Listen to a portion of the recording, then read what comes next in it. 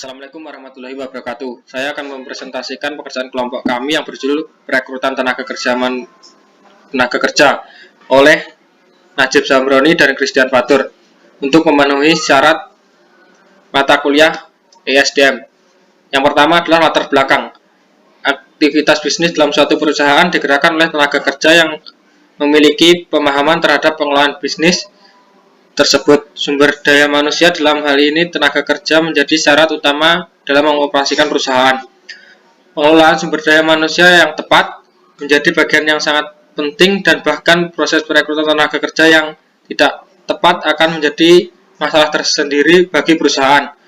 Setiap perusahaan berupaya menyusun format yang tepat untuk manajemen sumber daya manusia, mulai dari proses perekrutan, pendidikan, dan pelatihan. Job description yang jelas, sistem upah atau gaji yang tepat, adanya jenjang karir atau pengembangan staf dan lainnya. Yang kedua, pengertian sumber daya manusia. Manajemen sumber daya manusia adalah suatu proses menangani berbagai masalah pada ruang lingkup karyawan, pegawai, buruh, manajer, dan tenaga kerja lainnya untuk dapat menunjang aktivitas organisasi atau perusahaan demi mencapai tujuan yang telah ditentukan. Bagian atau unit yang biasanya mengurusi sumber daya manusia adalah Departemen Sumber Daya Manusia, atau dalam bahasa Inggris disebut HRD atau Human Resource Department. HRD mempunyai fungsi melakukan persiapan dan seleksi tenaga kerja atau preparation and selection.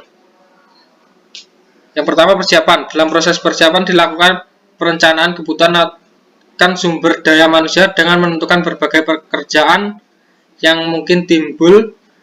Yang dapat dilakukan adalah dengan melakukan perkiraan atau forecast akan pekerjaan yang lowong, jumlahnya, waktu, dan sebagainya.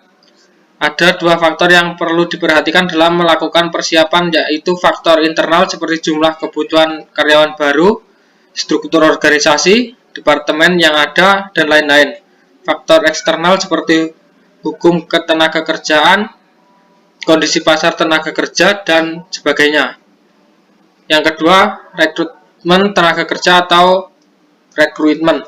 Rekrutmen adalah suatu proses untuk mencari calon atau kandidat pegawai, karyawan, buruh, manajer, atau tenaga kerja baru untuk memenuhi kebutuhan sumber daya manusia, organisasi, dan atau perusahaan. Dalam tahapan ini diperlukan analisis jabatan yang ada untuk membuat deskripsi pekerjaan atau job description, dan juga spesifikasi pekerjaan atau job specification. Seleksi tenaga kerja atau selection. Seleksi tenaga kerja adalah suatu proses menemukan tenaga kerja yang tepat dari sekian banyak kandidat atau calon yang ada. Tahap awal yang perlu dilakukan setelah menerima berkas lamaran atau melihat daftar riwayat hidup atau kurikulum vitae milik pelamar. Kemudian dari CV pelamar dilakukan penyortiran antara pelamar yang akan dipanggil dengan yang gagal memenuhi standar suatu pekerjaan. Lalu berikutnya adalah memanggil kandidat terpilih atau dilakukan ujian tes tertulis, wawancara atau interview, dan proses seleksi lainnya.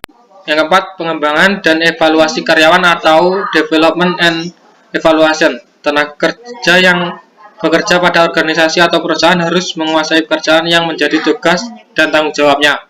Untuk itu diperlukan suatu pembekalan agar tenaga kerja yang ada dapat lebih menguasai dan ahli di bidangnya masing-masing, serta meningkatkan kinerja yang ada. Dengan begitu, proses pengembangan dan evaluasi karyawan menjadi sangat penting, mulai dari karyawan pada tingkat rendah maupun yang tinggi. Pentingnya sumber daya manusia dalam perusahaan. Menurut kelompok kami, sumber daya manusia dalam hal ini tenaga kerja manusia merupakan faktor input yang sangat penting. Selain bahan baku dan peralatan lainnya dalam proses operasi suatu perusahaan, tanpa tenaga kerja manusia perusahaan tidak akan dapat beroperasi untuk mencapai tujuan perusahaannya. Contohnya perusahaan dalam perekrutan karyawan, kami mengambil contoh PT Unilever Persero dalam perekrutan karyawan perusahaan. PT Unilever Persero dengan visi menjadi pilihan pertama bagi konsumen, pelanggan, dan komunitas, dan misi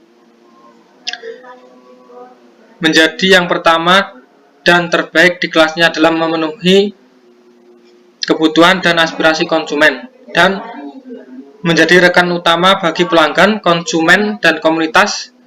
PT Unilever membuka peluang bagi putra atau putri Indonesia untuk bergabung menjadi bagian dari Unilever Indonesia sebagai akuntan dan supply chain. Adapun sistem perekrutan yakni sebagai berikut. Yang pertama, seleksi administrasi. Yang kedua, general aptitude test. Yang ketiga, akademis dan bahasa Inggris. Yang keempat, tes psikologis dan diskusi kelompok. Yang kelima, wawancara. Yang keenam, tes kesehatan.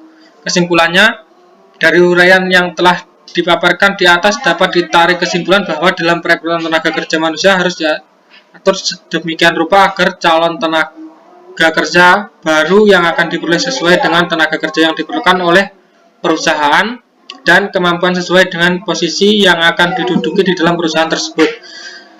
Pengembangan teknologi bukan menjadi suatu alasan dalam penyempitan lowongan pekerjaan. Dalam hal ini dituntut kreativitas dan inovasi dari setiap karyawan agar posisi mereka masih tetap dibutuhkan dalam proses suatu perusahaan. Terima kasih presentasi dari kami. Kalau ada kurang lebihnya saya mohon maaf. Wassalamualaikum warahmatullahi wabarakatuh.